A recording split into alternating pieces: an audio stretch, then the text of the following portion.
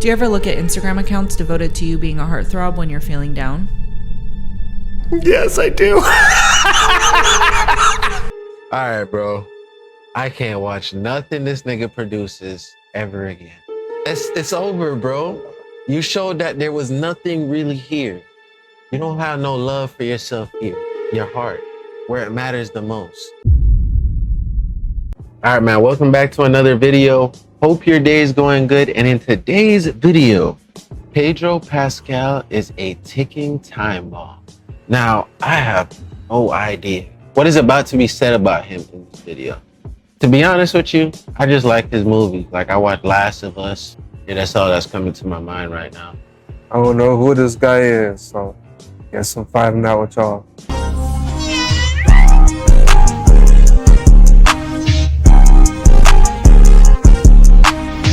Hollywood has decided that their next cultural superstar is Pedro Pascal, as he has been chosen as the leading man in 4 major films per year with no signs of slowing down. And while most actors get roles for, well, incredible acting, Pedro seems to be securing roles for other reasons. The 50-year-old has been labeled as the perfect representation of modern masculinity, having a rugged, sexy exterior, but also a soft, gentle, and kind soul who appreciates women in a way that most other men seemingly can't. And they're going to have you introduce yourself. Let's see your nails first. Oh, yes, of course. They're very nice. Yeah, they're very beautiful. He has even been labeled the, quote, daddy of the internet, a title that he happily accepts. But daddy is a state of mind, you know what I'm saying?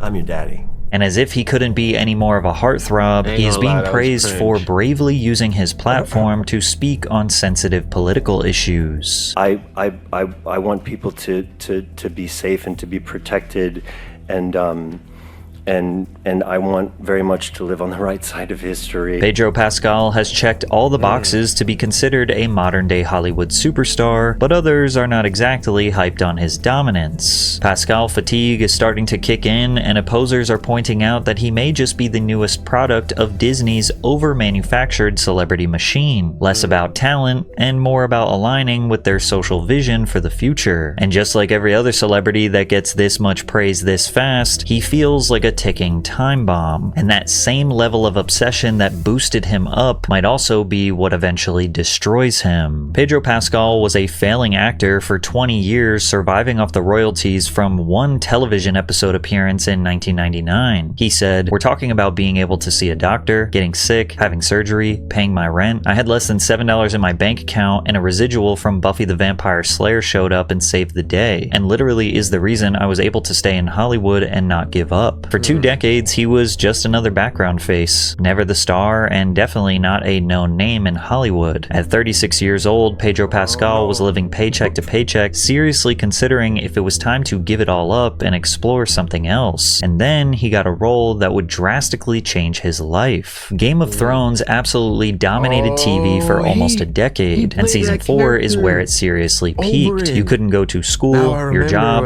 or a local bar without someone saying the phrase, "Winter is coming." So when Pedro got the role of Oberyn the Viper Martell, he knew millions around the world were going to tune in. I was seeing everything and I never seen before. Hey, this scene was hard. I'm sorry about how it ended.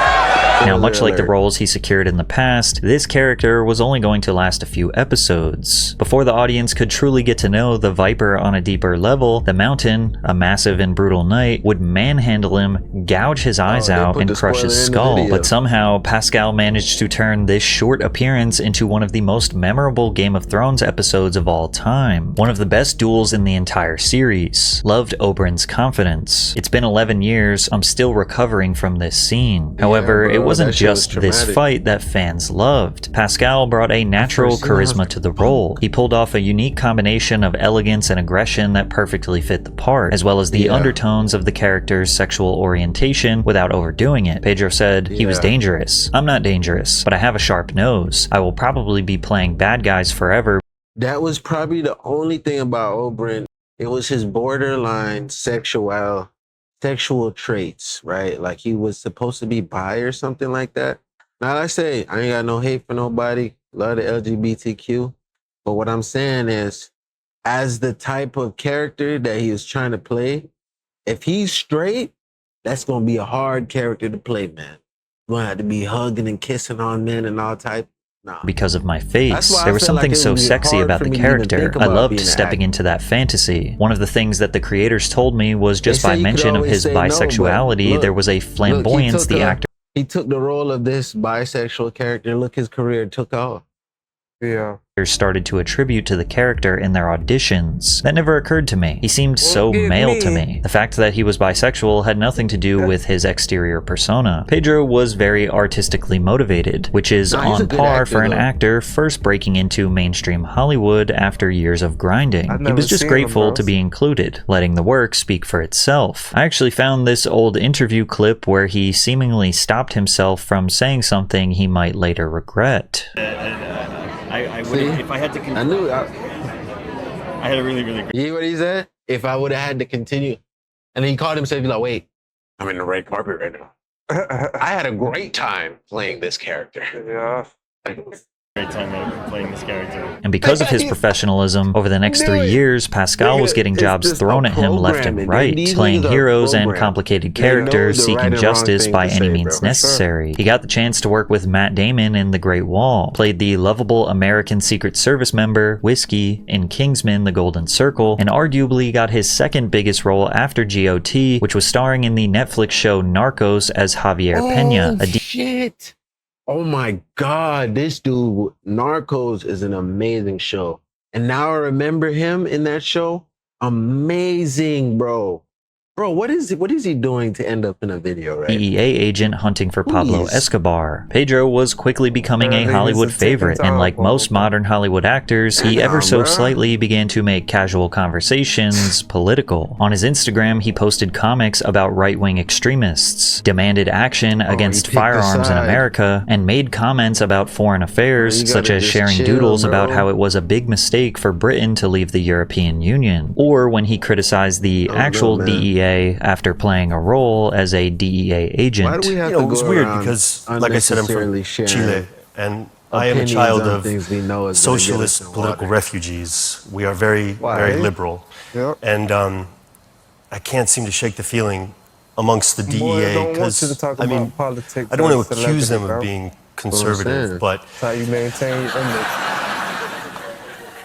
Unless you're a comedian. Comedian is the only one But he that wasn't can do it. necessarily on an all-out crusade to associate politics with his work. He still had a brand to build, and he really started developing a fan base through his interviews, like this one with Chelsea Handler. This interview was supposed to be about him, but fans loved how he sat back and seemingly got more enjoyment out of her discussing her personal projects and crazy stories. So I did one, Chelsea Does Marriage was my first one, which is all about my personal feelings about marriage and exploring with my family. It was very personal. It was like talking to my ex-boyfriends, talking to people who've been married for like 65 years, talking to people who were in 65 days. Yeah, 65 days exactly. For people who are in like a throuple relationship, like two women and a man that like operate as a couple. It's called a throuple.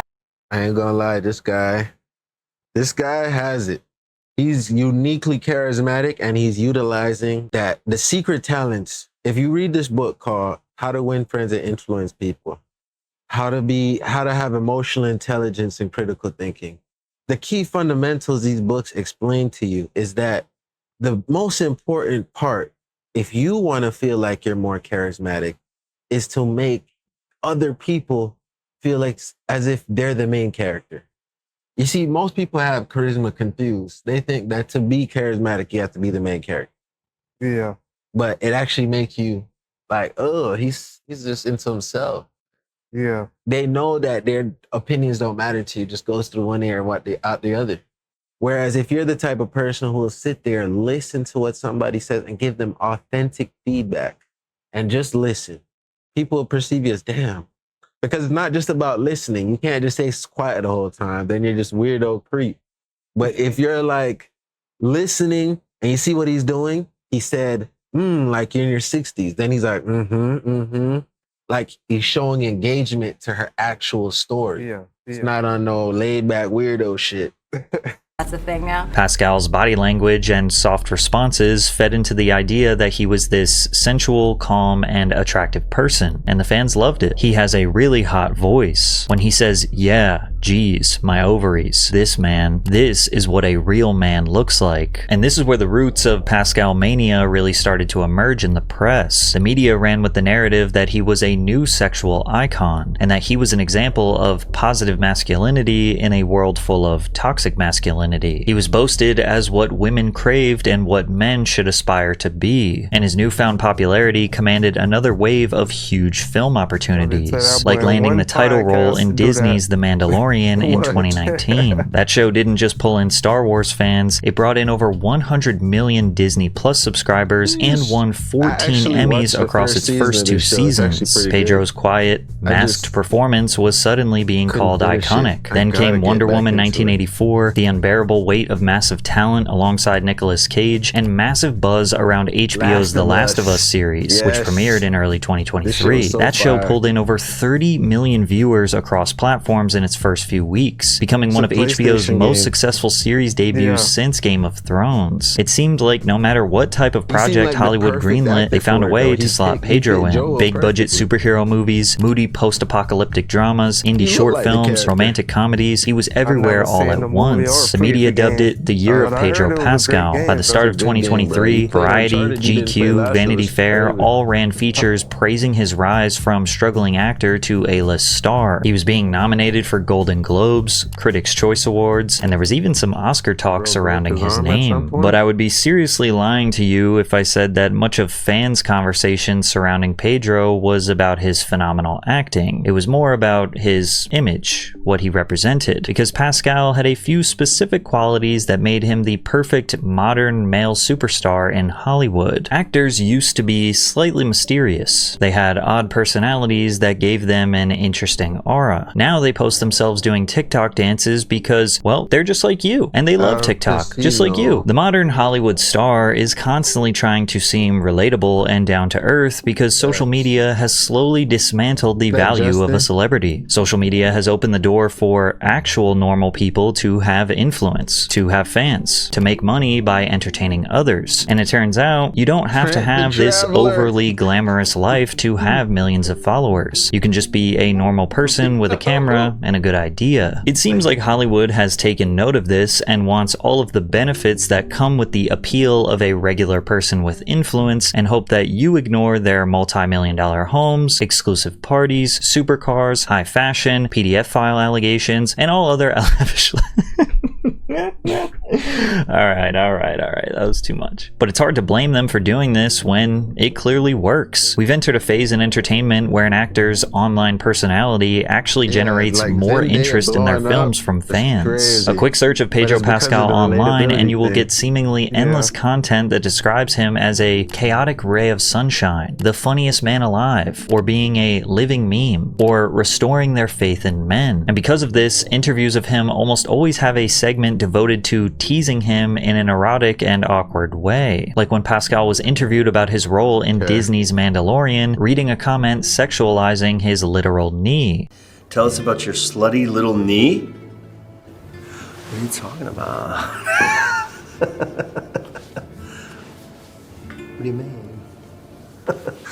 And while the whole Hollywood heartthrob thing is nothing new, some people are beginning to wonder if this is all forced, feeling that it almost seems like he and Hollywood are campaigning to build him up to be something more than he actually is. For Pascal, almost every interaction he has feels perfectly manufactured for social media virality. He responds to heartfelt questions with a little stutter, places his head in his hand, and does not break eye contact when other women are telling their stories, like he's charmed by every word they say. And there are long compilations where he stops discussing his movies to take a look at the woman's painted nails. Let's see what you got. What do you think? Oh, they're gorgeous and glowy. That's a beautiful. It's like cotton candy with the sparkle. They're gorgeous. Thank you. And I'm going to have you introduce yourself. Let's see your nails first. Oh yes, of course.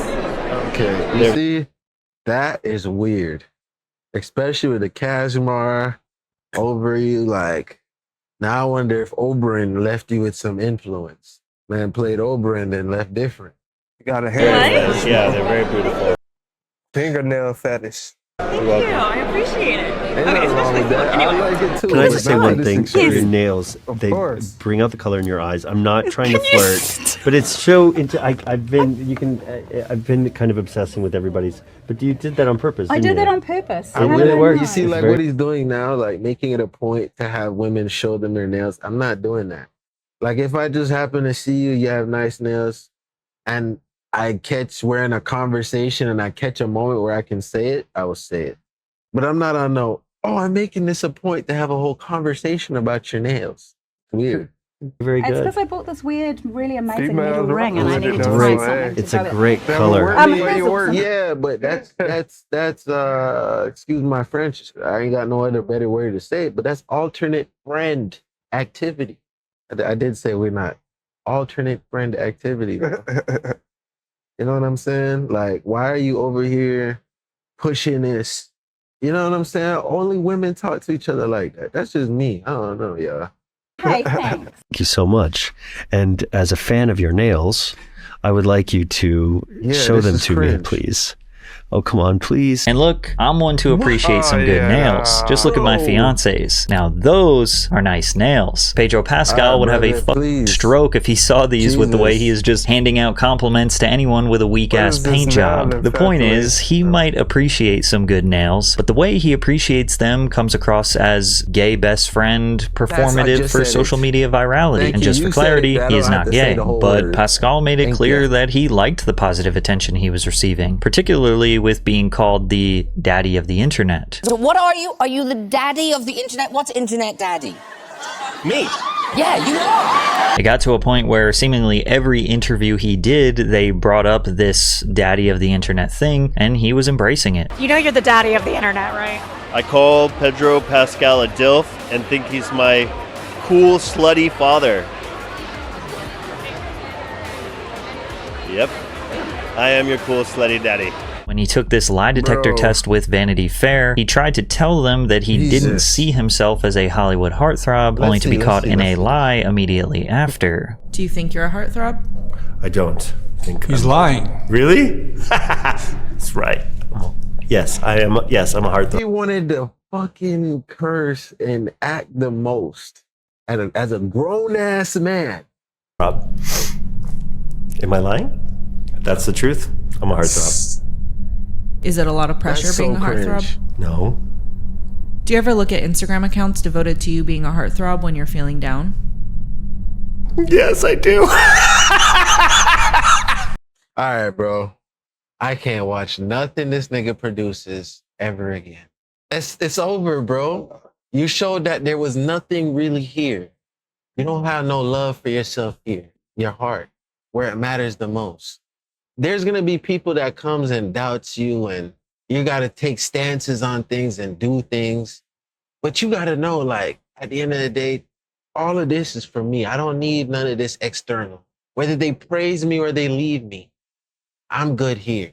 He ain't got that. That's crazy.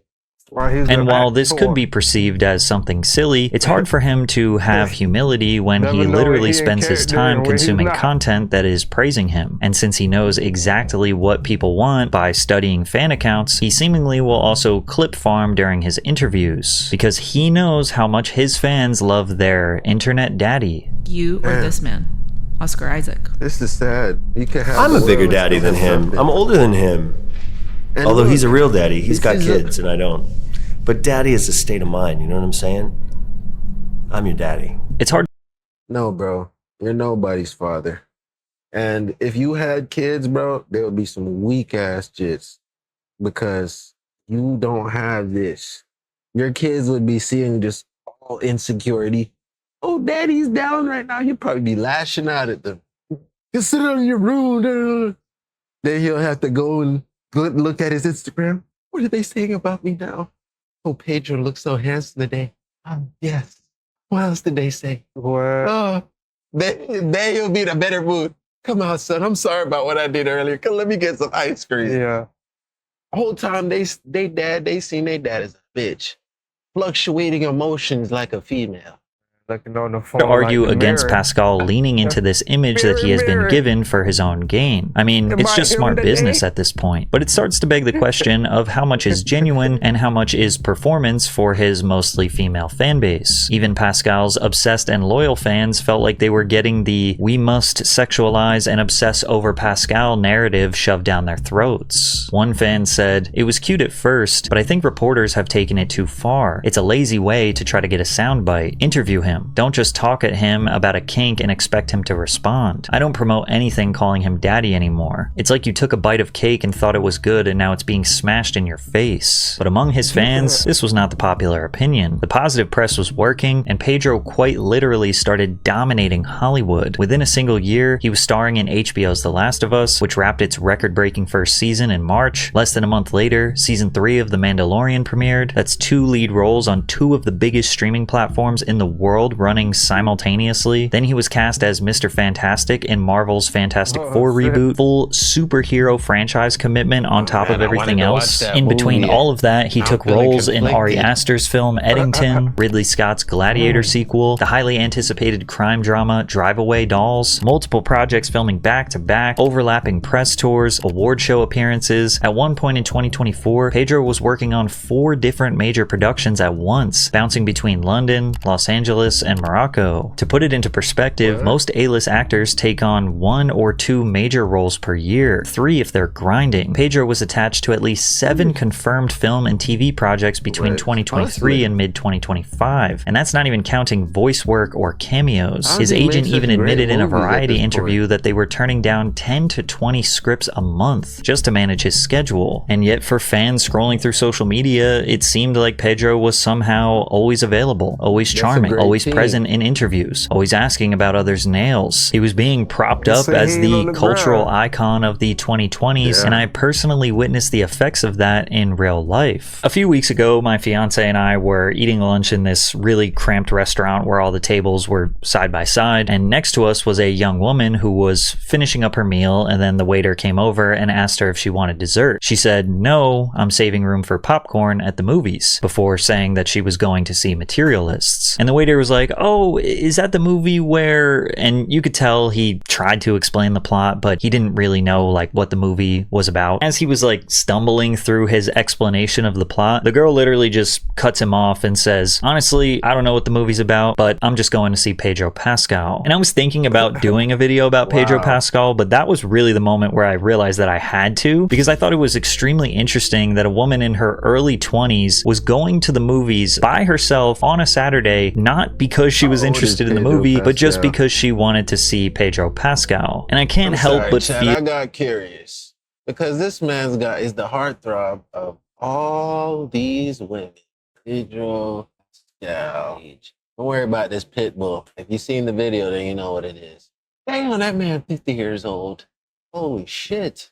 Feel like this type of notoriety in our modern social media climate is like a ticking time bomb. The longer Pedro stays on top, the more he risks becoming everything the internet loves to tear down. Overhyped, overexposed, and maybe worse, a fraud. And nothing will bring on the hate train faster than when an actor shifts the conversation from their acting to their political views. But the first indication of a shift against Pedro Pascal was when fans noticed he had a habit of constantly touching and caressing his co-stars, particularly when this clip went viral of him grabbing Vanessa Kirby's hand. Now, Pedro has said multiple times in the past that he suffers from anxiety, and whoever posted this video said that grabbing someone's hand will help calm his nerves. And even if this were not true, it's clear that Vanessa is consenting to this as she looks back and grabs his hand. But outside of this situation, he definitely likes to grab women's hands, kiss hands, and maybe even...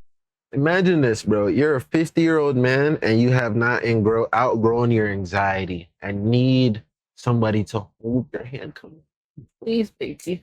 Coupled with a hand fetish, crazy work. And run his fingers through their hair. Now, we don't know what types of relationships he has with these women behind the scenes. Obviously, we would strongly assume that they're friends or maybe even more than friends. But if he was not this Hollywood heartthrob or exuding soft and safe feminine energy, they would call him creepy, or that he has where my hug at energy. And it's already starting to happen. This post went extremely viral of Pedro posing with the cast of Fantastic Four before that read, "If I saw another man holding my pregnant wife like that, someone is getting a black eye and some broken teeth." To which commenters sarcastically replied, "It's okay, he's gay and has social anxiety. His hand is just above her ass to keep him from having a panic attack. Don't be insensitive." Now, Pedro and Vanessa are married in the film, so perhaps they are being affectionate to help sell the movie, but in real life they are not together, and Vanessa is having a baby with her current boyfriend. However, Pedro and Vanessa being touchy-feely is not exactly new and have really been doing it for the build-up of this film.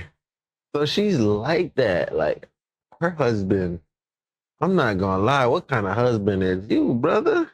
What? You just gonna let your girl up on a nigga like this? Mr. Handsy Feelsy? I don't know, man.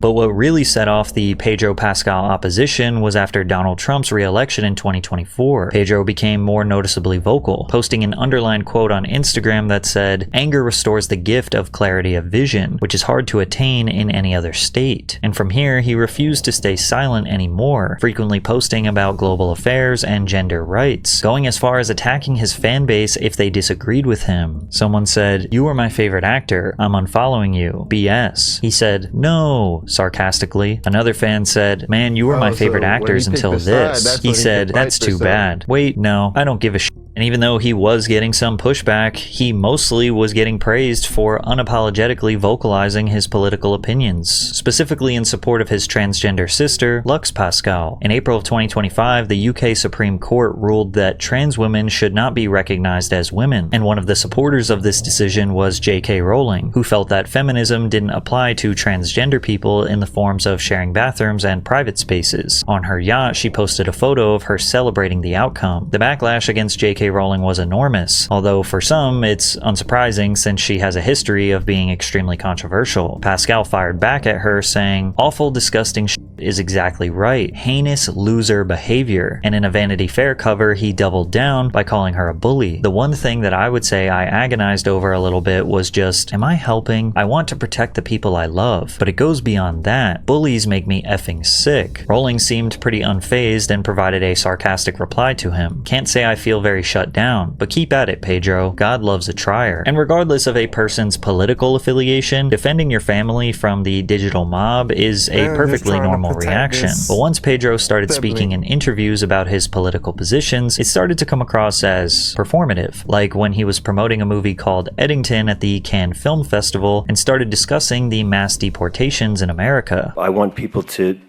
be safe and to be protected, and I want very much to live on the right side of history. And I'm an immigrant. My parents are refugees from Chile. I myself was a refugee. We fled a dictatorship, and I was privileged enough to grow up in the U.S. and